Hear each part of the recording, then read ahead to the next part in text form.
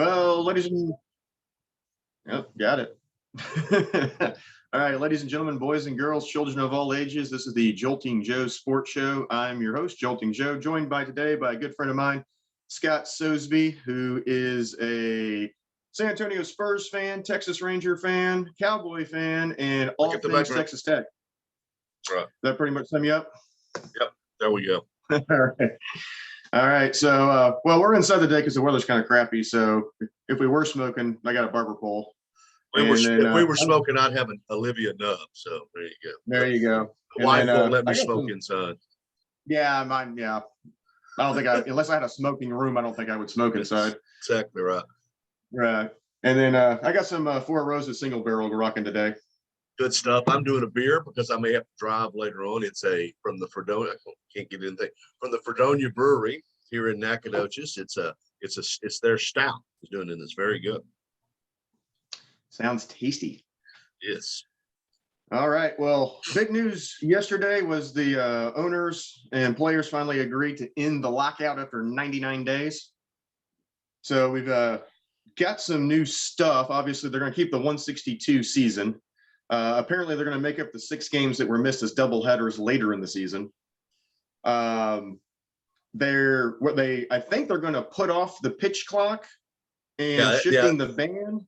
Yeah, they have an option to add the pitch clock later in the season at some point if it becomes an issue. It's kind of convoluted and stupid, like this whole thing was anyway. That's true. This was very, very stupid. I liken it to I liken it to the War of 1812. All right. You had two sides just all of a sudden decide to get mad at each other, but also two sides that need each other. And so they fought this intense war and solved absolutely nothing. Just basically returned things to the status quo. It was one of the dumbest things. Yeah, pretty much is what happened. Well, so we're getting a universal DH, which I think me and you both can agree on. I think that should have happened a long time ago. Just having 2 separate rules in both leagues was just dumb all the way around. It'd be like if in the NFC the goalposts were narrower than they were in the AFC. It really doesn't make any damn sense. So, and I think both of us are pro DH, so I think we're okay with that. I'm okay with the pitch clock because I know they've been doing that in the minor leagues for a long time now. So a lot of these guys coming up are used to the pitch clock already. I don't know about you, but like as a baseball fan, I think that's where the game kind of slows down a lot is when these relievers come in and they start taking their sweet ass time. Well, pitchers take too long to throw the ball these days too. I mean, they stare. I mean, everybody knows pitchers and catchers. None of them call the pitches anymore. They're all being called from the bench. They study all this beforehand. They know what pitch they're going to throw, but they stare in there like it's, I don't know, maybe it's some sort of a kabuki theater thing where they think fans think they're thinking this, but they're not. Get the ball and throw the damn ball. That's what is it? I forget the guy's name. Famous pitching coach, used to be for the Braves back when they were winning all the time. Oh, yeah. Crap. What's his name? I'll look it up. Forget his name. But his mantra, of course, was throw strikes, work fast, change speeds. That was it. That's all you need to know how to pitch. It doesn't seem like nobody knows that anymore. You got Leo Mazzoni. That's exactly right. Leo Mazzoni. Yeah. I mean, that's what these guys, they come up there. They don't understand how to pitch. They know how to throw.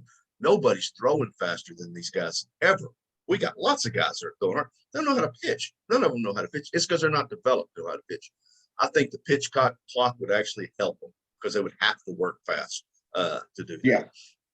And, we remember, Mark Burley, who used to go out there and just throw darts and, 2.5 hours, boom, done. We're all going home. And, even as baseball fans, I don't think either one of us wanted to be in a stadium for 3.5, 4 hours during a regular season game in May on a Wednesday night.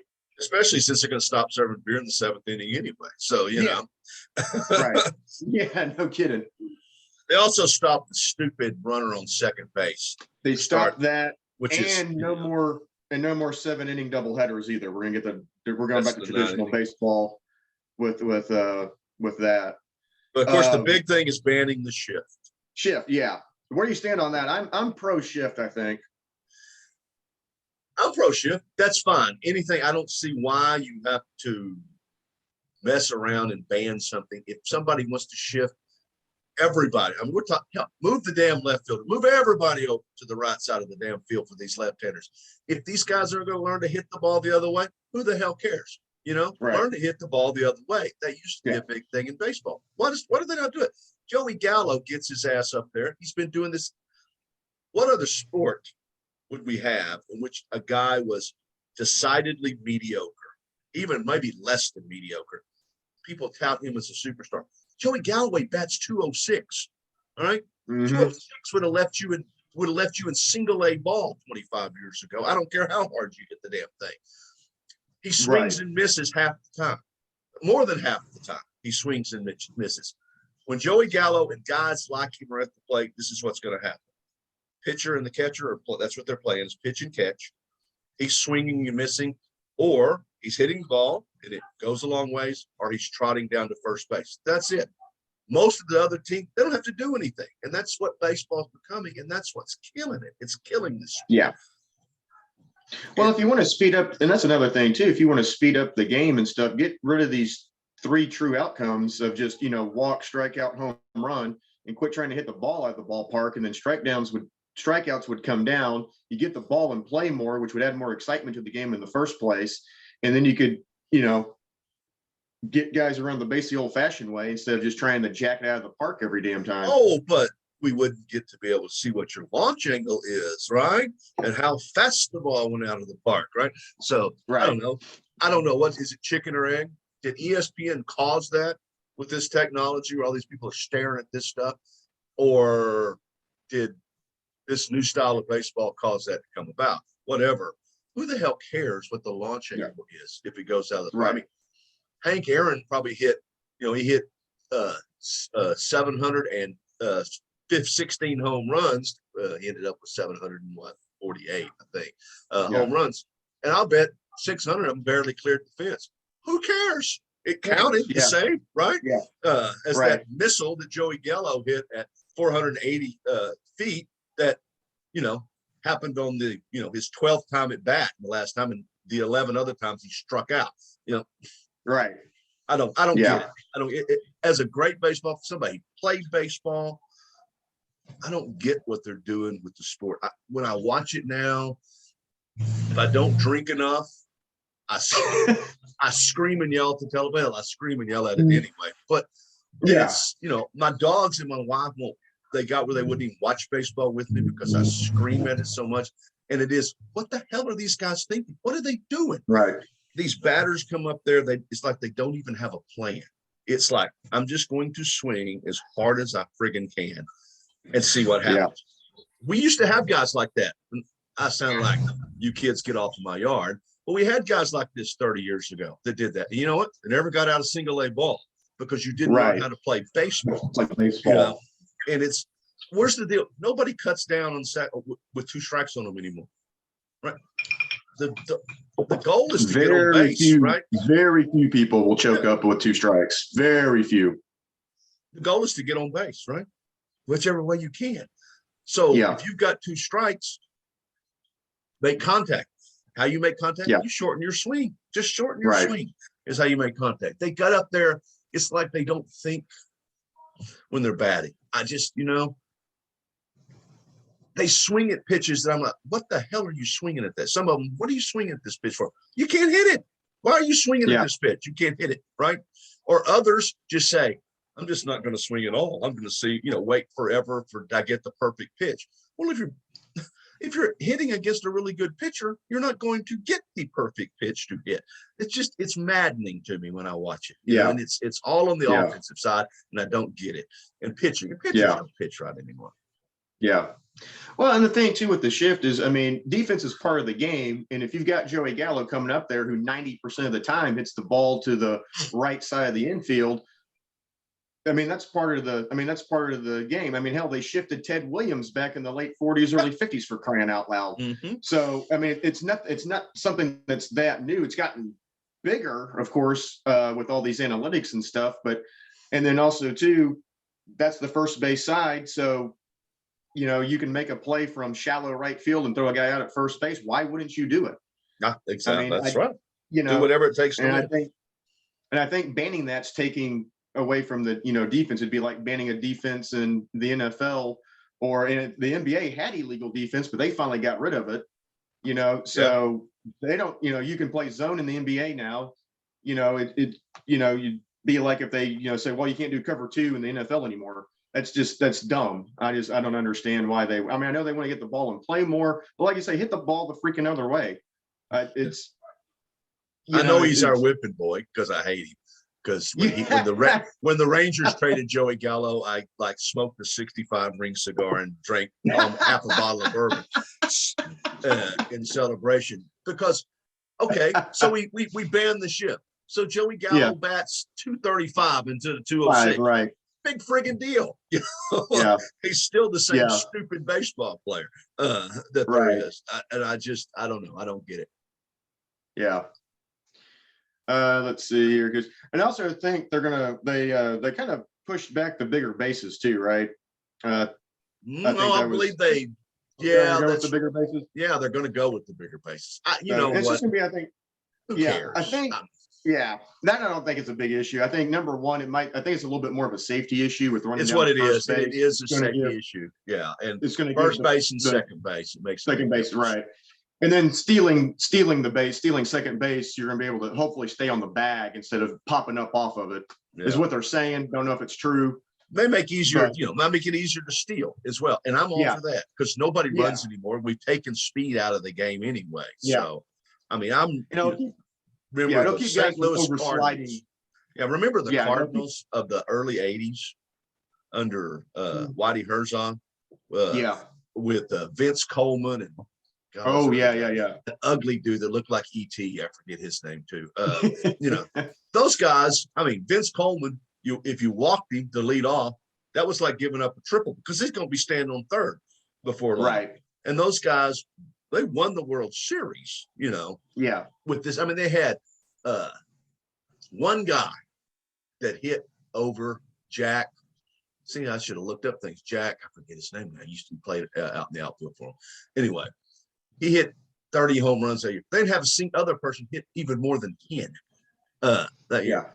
And they were one of the best baseball player teams you've ever seen and beat the hell out of the Milwaukee Brewers, who did nothing but mash the ball in the World Series.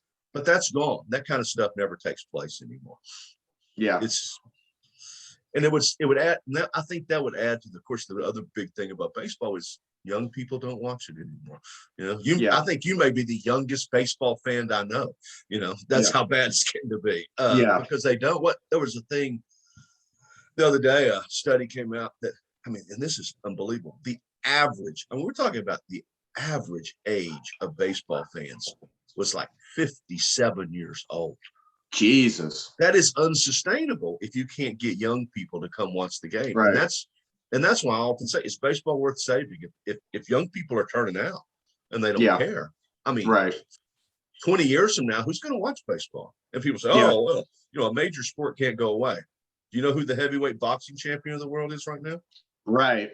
I don't. And now, and then outside the Triple Crown, do we care about? I mean, nobody cares about horse racing anymore. No, so they can go away. Yeah. Absolutely. And baseball, I think it could really happen that baseball could go away. And it's sad, sad to me. It's very sad because it is a great sport. And the owners, and I blame most of this on the owners. I do too. Owners. I do too. Owners, and then of course the analytics stuff and making the general manager where they run everything. Why does baseball even have a manager anymore? He doesn't do anything, Right. He has to do what the numbers tell him. So I blame that. And always, if anything's wrong with anything, I always want to blame Buck Showalter because I hate that son of a bitch too. So I figure it's got to be his fault somehow. Buck Showalter is the most fantastic baseball mind ever. If you don't believe that, just ask him; he'll tell you. And he is. But and it's a sport it's going to die if they don't do something. And I don't think what just happened, these little tweaks, is going to help. It's still dying. And with and even with the lockout and everything that was going on, like, I mean, we're in March, for crying out loud, and all anybody was talking about was the NFL. I mean, it was combine. Not that anybody cares about the combine, but it's combine, draft, free agent trades. I mean, the Russell Wilson deal dropped. Everybody went batshit crazy. I mean, you talk about it 365 days a year when they're only playing, when you only have a 18-week season now.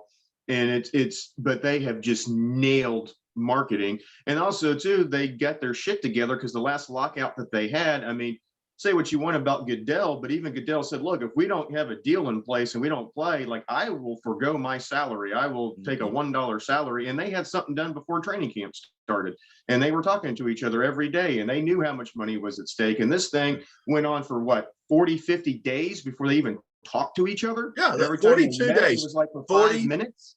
42 days from the time they locked them out before they had a single conversation, and that was with things looming coming up. Yeah, I mean, right. People were watching. The ratings. I saw this the other day, and it's talking about the NFL. Say what you will about it, it's got lots of problems too, but they have nailed this. The ratings for the NFL Combine. The ratings for NFL Combine. We're talking about watching people do the shuttle run and pick up those things. Yeah. And stuff. Right. Watch people jump up in the air and hit something and do bench press. I mean, how boring can you get? Right. The ratings for the NFL Combine topped 90% of NBA regular season games during Jesus.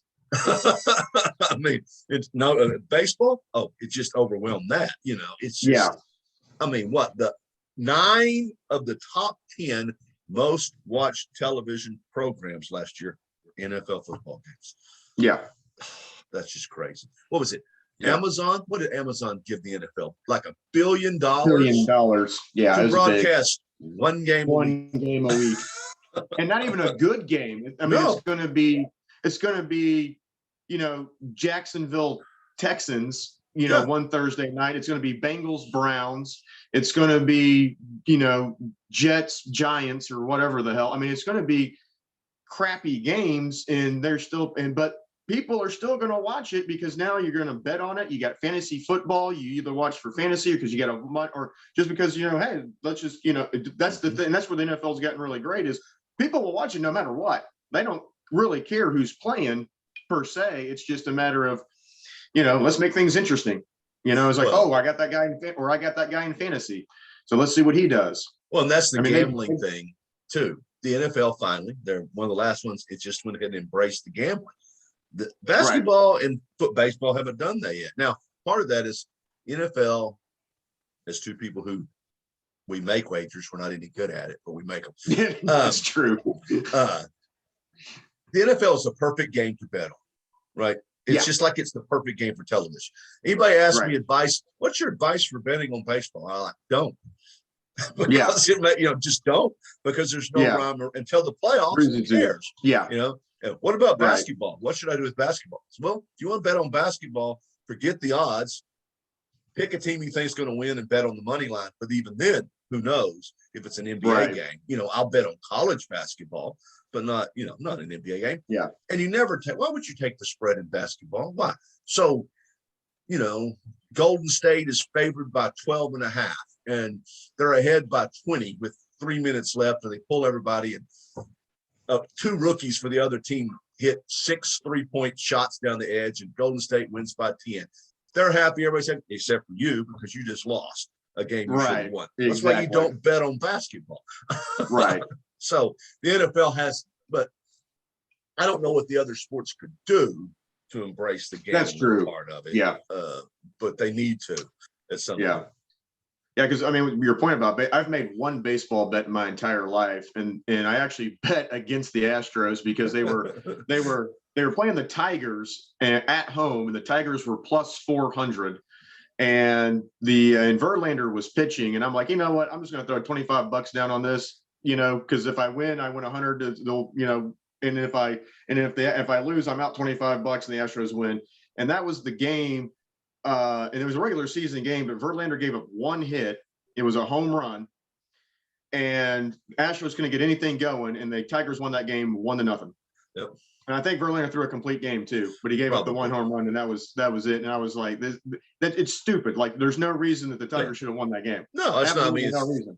No, there's not. And I mean, in fact, I had a guy one time he was a professional gambler, and I was talking to him in a bar, of course, and he said he could make a lot of money off of football, but he tried to make money off of baseball for about 3 years and just gave it up and said, even somebody like me who does this for a living and studies it cannot make rhyme or reason of how to bet baseball, because even he said even the money line makes no sense in baseball.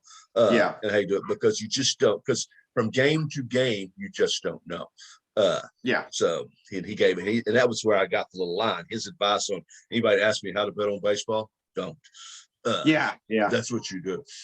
He said, when springtime and summer comes, I bet on horse racing. That's what I do, because you can at least figure out a winner in a horse race. Right. So, no kidding. So I don't know. Baseball's worth saving. I'm almost, as someone who loves the game, I'm getting to the point I don't know whether it is. Yeah.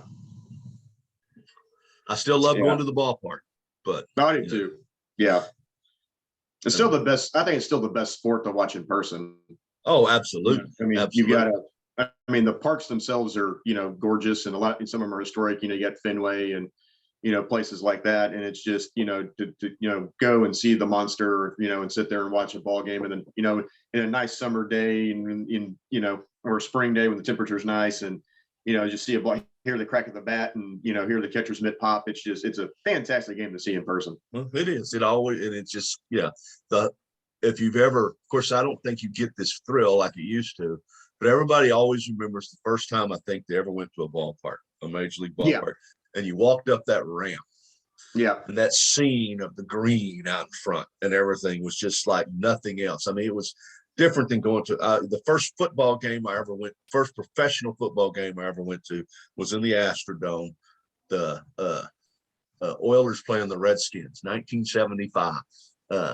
The Redskins are supposed to be pretty good. The Oilers were coming. That was Bum Phillips's. Oh yeah, a little bit. I think it was his first year. I think 75 was his first year. And it was a great game, and it was the Oilers beat the Redskins. I'm glad to say 21-17 on that. But even the thrill I got from that was nothing like the first time I went to see a Major League Baseball game. Yeah, it was just, and that was in Old Ranger Stadium. And that is a crappy ass. I didn't know it at the time. I thought it was really great. I realized later it was crappy. The only time I don't ever get that feeling was in the Astrodome. The Astrodome was a terrible place to watch a baseball game. Yeah, kind of. Only park I ever baseball park. I said, this isn't a good place to watch. It was a great place to watch a football game. Football, terrible for baseball. Yeah, because I mean, obviously being down here in Houston, I mean, that was my first baseball game. I mean, I went to a lot of games in the dome, but it was so. I mean, because I mean, the Astrodome was one of the better multi-purpose stadiums, but it was still, in that era of, Candlestick and Three Rivers and Riverfront and all those cookie cutter multi-purpose stadiums. So you're really watching a baseball game in a football stadium. And it kind of takes a little bit of, away from, because I remember when I went up to Arlington for the first time, it was the ballpark. And I went up there for the first time. That was my first outdoor baseball game that I'd ever been to, being down here in Houston with the dome. But like you said, it was hot as hell because we went in the summertime and we were, sweating our asses off. But I mean, just to be outside for baseball, I mean, it was, still a great spring. That was still a great park too. Yeah, I know. It was a wonderful park. I loved it. It was, I haven't been to a game in the new one yet because, COVID. I plan on going this year and seeing it. The mock-ups I've seen makes it, to me, it looks like, Minute Maid North is what it looks like to me on the field, which is great. I'll even today, even though it's indoors stuff, Minute Maid's the best place to watch a baseball game that I've ever been in. There's just, I don't know. I think it's part of it is because I don't ever have to go far to get a drink. That's probably part of it because it's built it where you never have to go very far to get something to drink at Minute Maid. But it's a great place to watch a game. But baseball that's part of baseball. I just don't know how many people are going to the park anymore, though. Yeah, that's also true. I just don't know. So I don't know. I don't know what you think, Joe, whether baseball's worth saving or not. Yeah. I mean, I think it's worth saving. It's just where they but like you said, I mean, what are they gonna, I mean, how do you get new people in and how do you speed up the game without ruining it? And then, I mean, it's kind of like, I don't know, did you ever watch Brockmire? I didn't. Everybody's telling me, I don't know why I never did. Everybody says it's great.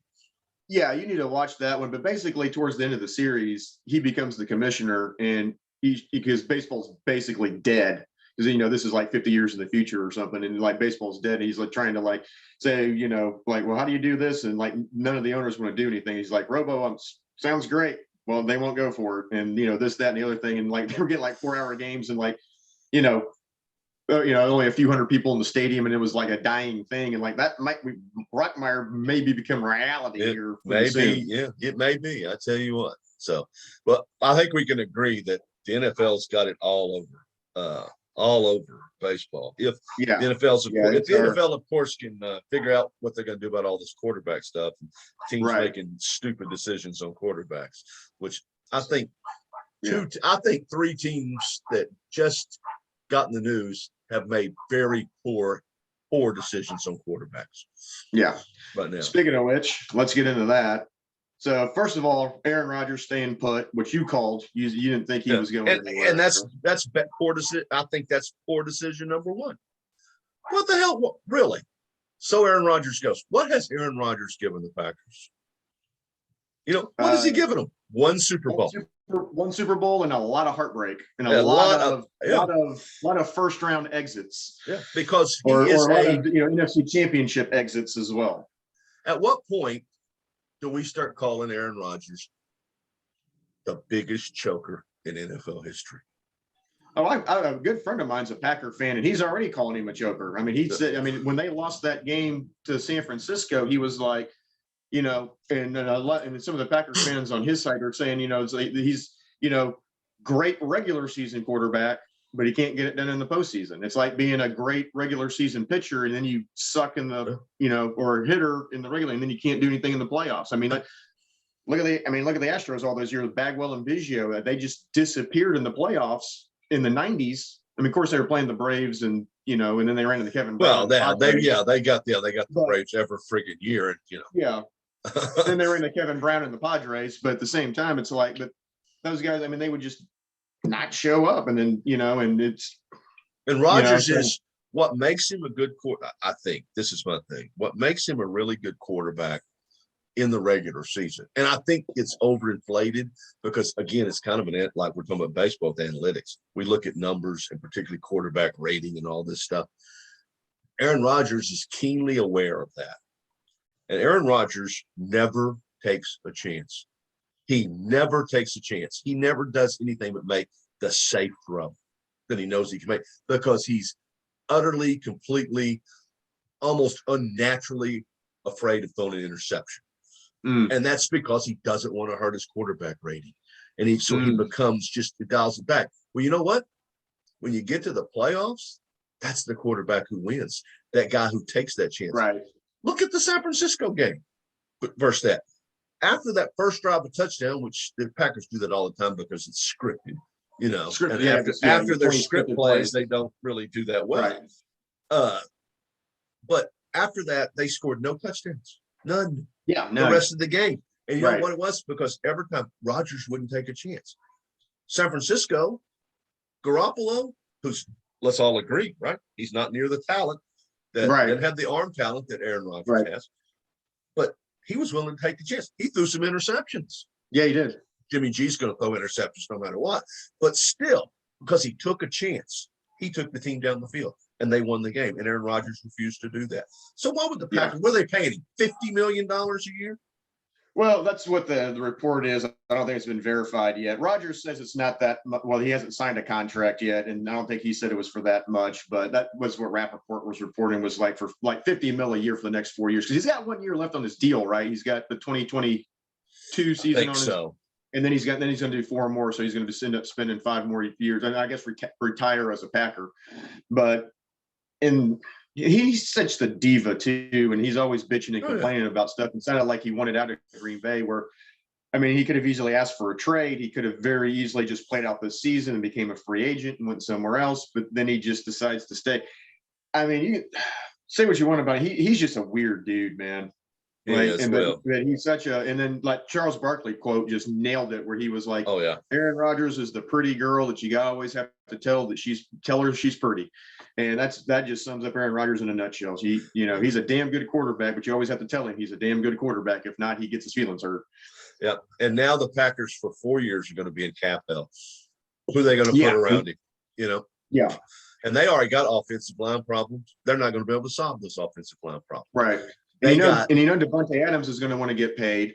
And they can't pay him. All those guys. Yeah, they can't pay him. They franchised him this year, but they can't pay him. They don't have enough money to pay what they need to pay him. And so, do you think that they're going to make the Super Bowl with Valdez-Scantling being your main receiver? That's not going to happen, And so bad decision number one was Aaron Rodgers. Yeah. Bad decision number two, of course, close to your heart, is Carson Wentz. Well, that was horrible. That's not a bad decision. I'd say a horrible decision. I think every Washington fan blew up Twitter and was like, so I'll tell you this. So I was on my way to class. So I was in the car and pull up to step there at stoplight and heard got my ESPN update, and I'm thinking, oh hey, this is when the MLB we're still talking and stuff. So I'm like, hey, maybe we got a deal done. Maybe we got baseball season, and pull my phone out and look, and Carson Wentz traded to, and I'm like, oh please God no. And Commanders, and I just took my phone and was just I had my phone and I was just like, are you fucking kidding me? And that was in my car. I saw it and I went, surely this is the Onion or something. That didn't just happen. I mean, was it a reaction because they lost out on Wilson? But which we'll get to him in a minute, even Wilson, if you lose out on Wilson and you turn to Carson Wentz, essentially, when you look at Carson, that's why I don't understand what the former racial slurs football team, whatever they are, whatever they were thinking, because you essentially traded for Carson Wentz that you gave draft picks up. You traded for a quarterback who was basically just like the one you already got. When you look at the statistics between him and Heineke, they're basically the same. And so, and they're going to be the exact. Yeah, but they're going to be in the exact same quarterback position that they were this year, next year, because what they do last year, they bring Ryan Fitzpatrick in as a Band-Aid. Now he gets hurt, after like a series, and he's out the entire series. So here comes, Heineke kind of proving himself in that playoff game. But they're doing the same thing with Wentz. Wentz has got 1 year left on his deal. You're paying him $28 million. You had $32 million in cap space. He's taken up $28 million of that now. And then and if he ends up being Carson Wentz, there's the old Denny Green. We are who they thought they were. I think we know who Carson Wentz is. Yeah. I don't think he's going to turn into Aaron Rodgers or Russell Wilson or Pat Mahomes or Josh Allen or anybody else like that anytime soon. And so you're going to let him go at the end of the season, and you're going to be right back to square one, and you're going to be still looking for a damn quarterback. I just don't get it. I don't get it. You see, the Colts. Frank Wright went to the Colt ownership and said, hey, man, my bad. I screwed this up. And then credit to the Colts, too, and Jim Irsay there for saying, you know what, this didn't work. Let's just cut bait. And we don't have a quarterback right now. They don't have one. And they don't know who they're going to get. They're going to get. So let's just get rid of him. He's not the right guy. But apparently he had leadership issues. And Ron Rivera is a big leadership guy, a big get your shit together guy, do your work. Why in the hell, if he's got leadership issues, are you bringing him in anyway? It makes no sense on a personnel level. It makes no sense on a personality level. It makes absolutely zero sense. You're going to be right back where you were at. And what's going to get you? Is he going to get you one extra win, two extra wins? Maybe you make it into the playoffs as a wild card if you get a couple extra wins, but you're not winning the NFC East. And you're not going to get to draft a quarterback. And you're not going to get to draft a quarterback. Because, he's in the East. That's the thing. They're in the East. And so they'll probably beat the Giants twice, right?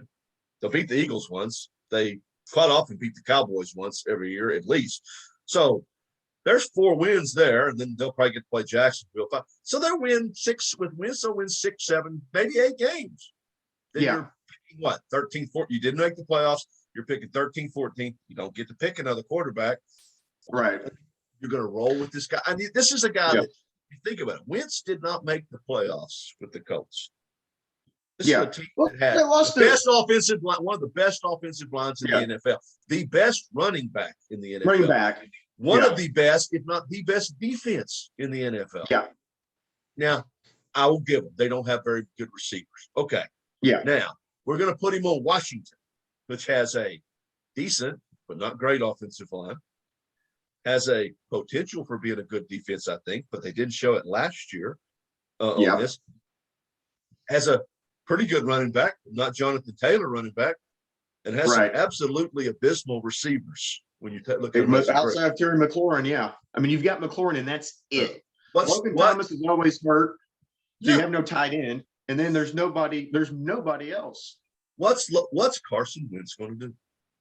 Yeah. Not much. He's going to overthrow Terry McLaurin when he's wide freaking open. That's what's going to happen. One of the most baffling decisions a team made, and a team that should be smarter than this. You know, Ron Rivera. Okay, Ron Rivera couldn't have signed off on this, could he? I mean, there's no way. Like I said, I mean, with the leadership issues and stuff, and with everything that was coming out of the Colts camp there, I mean, unless they were just that desperate, but at the same, like I said, like.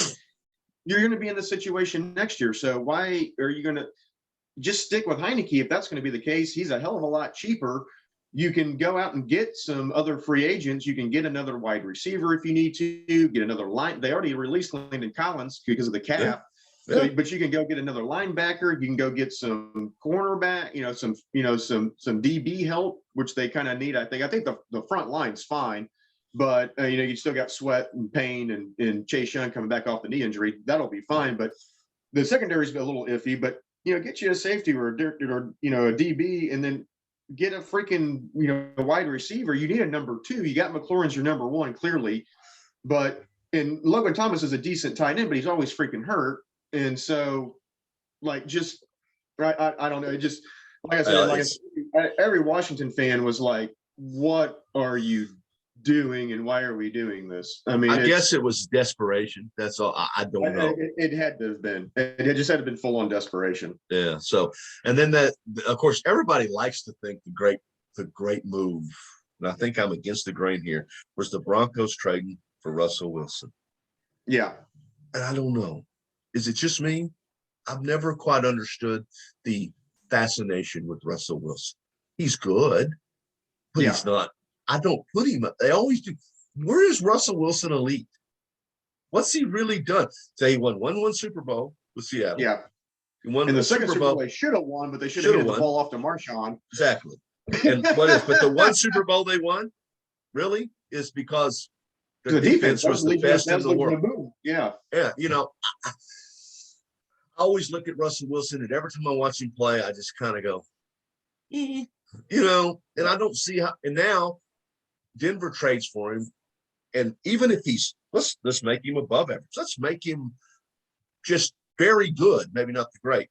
Now he has to play Pat Mahomes twice a year, right? Justin Herbert twice a year, David Carr twice a year, who's not bad himself, right there. Right. That's a tough road to hoe. I don't know. And the Chargers just traded for Khalil Mack. So now you're going to have Bosa and Khalil Mack on that front line. Yeah, I don't want to play them. Yeah. And I don't know. I think that and Denver gave up a lot. They gave up a lot for Russell Wilson. And I just think that's a bad move. I don't get it. So 2 first rounders, 2 second rounders, a 5th rounder, then 3 players, including Locke, Fant, and then the other guy I can't remember. Yeah. But I mean, and the thing about that is too, I'm sure the Texans are sitting there licking their lips about Deshaun. But the thing about that is looking at that haul that Seattle got, but it's like Russell Wilson didn't have 22 civil suits against him. No, he doesn't. And that's the thing. I don't think Deshaun Watson, I think the Texans are going to have to tone down what they want, because I don't think anybody's going to give them. I mean, and first off, you're getting the teams that really need him right now. What do they have to get? Let's take the Colts. They need a quarterback now. Yeah, they need a quarterback. what do they have to trade for him? They gave their first round draft pick to the Eagles. Yeah. You know, Yeah. And so what are you going to trade for? You don't have enough to trade for Deshaun Watson. I heard rumor earlier that the Colts are going to go after Kirk Cousins. But even that, I don't know what's Kirk Cousins worth. I think he's worth about a 4th round draft pick. But me and you both. You both. The Vikings are going to ask for a 1, and they'll settle for a 2, maybe 2 2s, and have to give them 2 years. And then the Colts have no draft capital, and you're going to get Cousins. How is that an upgrade over Wentz? Yeah. I don't. So I don't know who the Texans are going to trade Deshaun Watson to at this point. Yeah. And then Deshaun still has the no trade clause, so he still gets to determine where he's going. Yeah. And that was the thing at this point, Deshaun may just go almost anywhere. Yeah. He just needs to get out of Houston.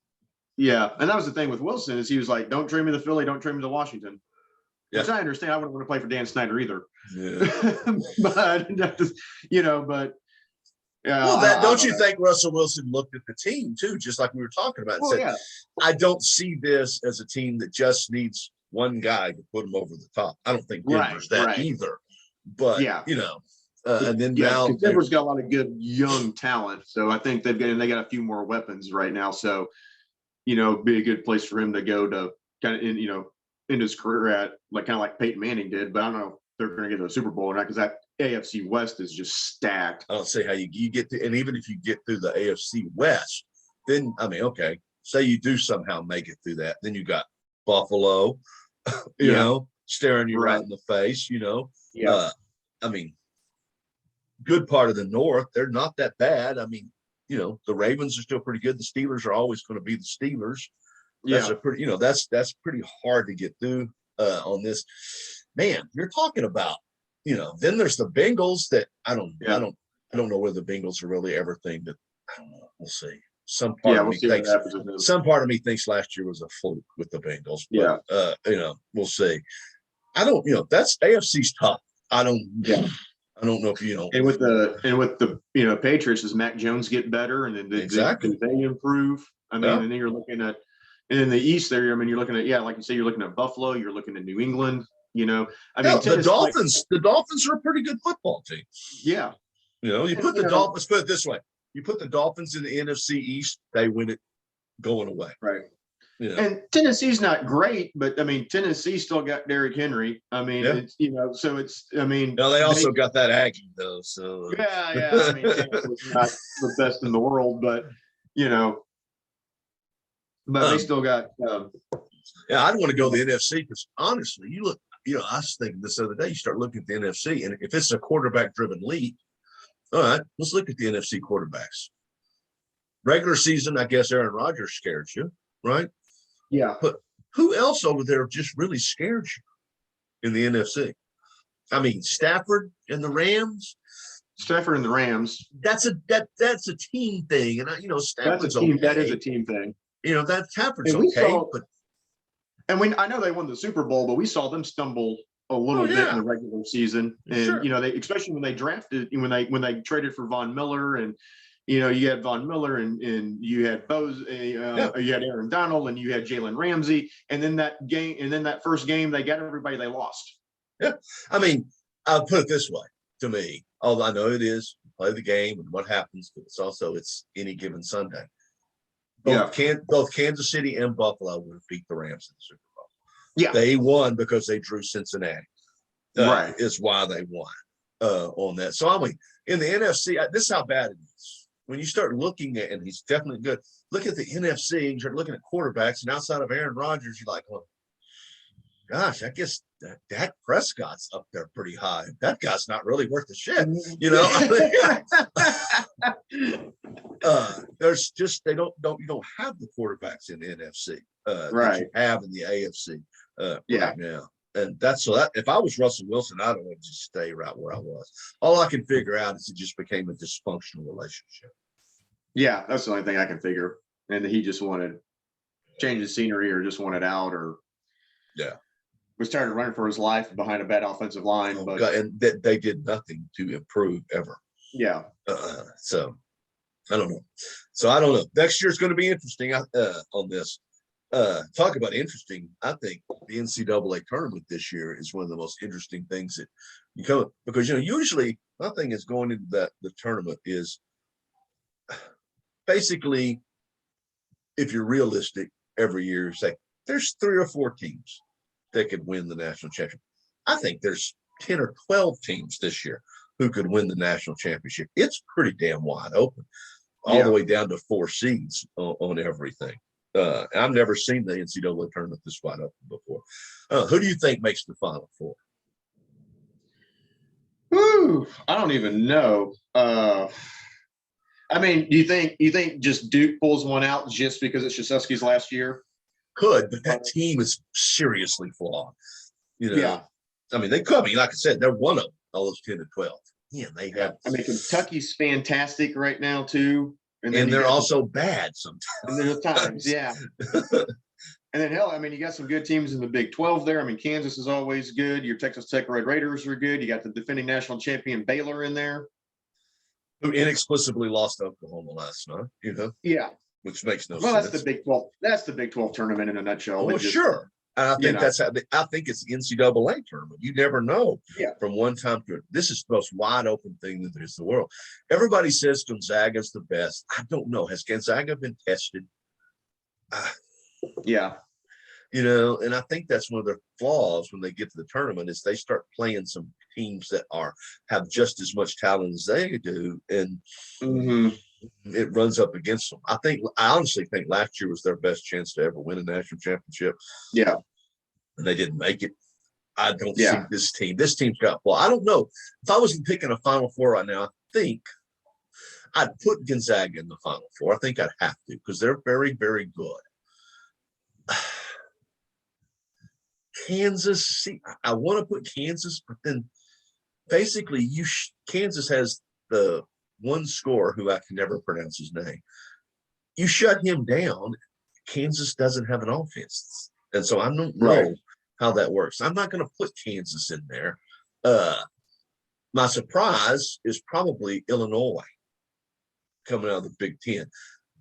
And part of that is because it's Brad Underwood, who used to coach at SFA, so we'll give SFA some love there. But that's a good, solid basketball team that I can see getting through a tournament. So I'm going to put Illinois in there, out there. And also I'm going to, all the Big Ten too. Watch out for Purdue. I don't know if Purdue makes it, but you got to watch out for them. I want to put Texas Tech in. I really do, but Tech sometimes just goes completely where they couldn't score off a 7th grade team sometimes. Yeah, they're really good about keeping other teams scoring, but their offense is just not up there enough. I think they make it to the Sweet 16, maybe an Elite 8, but I don't think they make it. I think Baylor's still got a very, very good team, and I'm going to go with Baylor to go ahead and make the Final Four. And then another surprise, I think that people aren't looking at for Arkansas. Has got a really, really tough team, and I think that's your Cinderella kind of coming out there. Muscle, good coach, and also Gonzaga, Illinois, Baylor, and Arkansas. I'm going to go with. Of course, I don't even know how they're going to seed them yet. They may put off one of those in the same damn region. The same bracket. It's going to be very exciting to watch. Sunday, It's going to be very exciting to watch that tournament this year. Of course, the NCAA tournament's about the best sports week or 2 weeks there ever is, because all things stop at that point. Of course, this year I don't have spring break on the first week of the tournament because SFA stupidly had spring break this week. Well, and not only that, I mean, the tournament's going to start on St. Patty's Day. I mean, so come on. I mean, and I'll be in Lubbock on St. Patrick's Day. It's going to be an all-day drunk. That's what that's going to. Well, I say I'll be in Lubbock. You have to be drunk to put up with Lubbock. So St. Patty's Day or not, I don't know. Yeah, it's required by law. So, well, I don't know. What else do we have? We've gone a long time.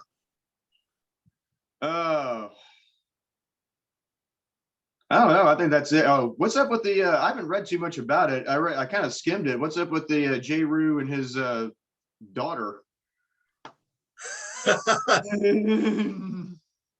Do you really think this is the only one there is out there? Jerry Jones, I'll tell you what, here, let's put it this way. If they're going to remake the Big Lebowski again, Jerry Jones is playing Jackie Treehorn. All right. You just know he's playing Jackie Treehorn. He is Jackie Treehorn. You know? If I found out that Jerry Jones is a secret financier of porn movies, it would not surprise me. I mean, you just have to look. Have you ever seen him and his wife at a game? They never talk. No. They never talk to each other. They don't sit next to each other. In fact, she's up here in the suite, and he's down here in the suite. Yeah. She's staying with him for the money. I mean, yeah, when that came out, that was my first reaction. Oh, this is one of many. Yeah. So yeah, Jerry, it's typical though. You know, he's willing to pay money to hush it up. You know, these rich people, do they really think that's going to last forever? People are going to keep their mouth shut. Of course not. So yeah. I hope you know what? I hope that she sues him for a bunch and he has to sell the Cowboys. That would be the greatest thing in the whole world. Oh man. They can sell them to Mark Cuban. I don't really like Cuban, but you know what? At least Cubes wants to win. You know? Yeah. And I think Jerry says he wants to win, but if you look at his actions, you have to wonder. I mean, have you ever seen a football team that every year they're in cap hell? And then you look at their team and you go, you paid a lot of money to these stiffs? Yeah. I mean, come on. You know, how much money is Prescott stealing? You know? Yeah. Well, and Zeke Elliott for that matter. But I think I think that's why Jerry Jones and Dan Snyder get along so well, is because both of them, they get enamored very quickly with a player or players. And then they just focus in. They think, oh, this is the guy that I need. This is the guy that I want. I mean, Snyder did it with RG3. You know, Albert Haynesworth. That's the only thing you need to say. Albert Haynesworth. That was ended up being a horrible trade or free agent signing. I mean, and Jerry kind of does the same thing where it's like, it's like, the whole thing with Zeke holding out and everything. But then he comes back at the end of the day, oh, I love you, Zeke. Here's some money. Yeah. Well, the only thing is, if Snyder wants to see it, if Washington wants to win, I guess they're just going to have to bring Joe Gibbs back. I don't know how old is Joe, about 97 now or something like that. Something like that. Jesus Christ. Yeah, he's got to be 80 something. I mean, it worked out okay the first time around, so we'll see. I don't know now. I saw something though, at one time. They said, remove Joe Gibbs's the record Joe Gibbs had when he was the coach of Washington. And when you remove that, I mean, they're like since 1965 or something like that, their winning percentage is like 396 or something like that. Yeah. If you take the Joe Gibbs years. Yeah. I mean, they were okay under George Allen. They went to Super Bowl 7 and got beat by the the no-name defense and the undefeated 72 Dolphins. But other than that, in the 70s, I mean, what was the last NFL championship they won? Like 1940 something, 1950 something. I mean, well, I don't think they won in the 50s. It would have been the 40s. Yeah, I think it would have been the 40s. Oh, when did Sammy Ball retire? Did you go back to that? And even then, they lost to the Bears quite often. They did, yeah. So you take that out. I mean, even under George Allen, as someone who used to watch him and quite often, they were a good team, but a whole lot of that was smoke.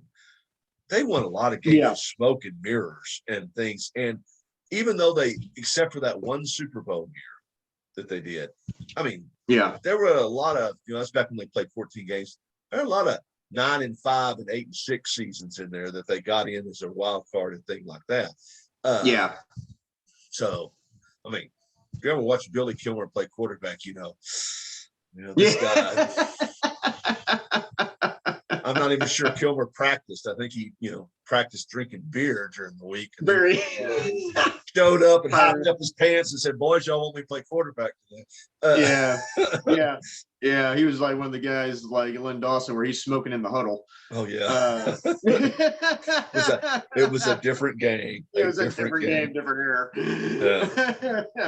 Yeah. So, well, good deal. I like this, Joe. I will come back anytime you want me. All right. Yeah, I think that about covers it for today. And then we'll see what happens Selection Sunday and kind of the first week of the tournament, and see what other NFL deals go down when the league season starts here. And then got spring. Nobody's going to give two monkey craps about spring training, but no. So just start playing games. Just start playing games. All right. Good deal, Joe. Thanks. All right. Cheers. Okay, let me make sure I've stopped the recording. Yeah.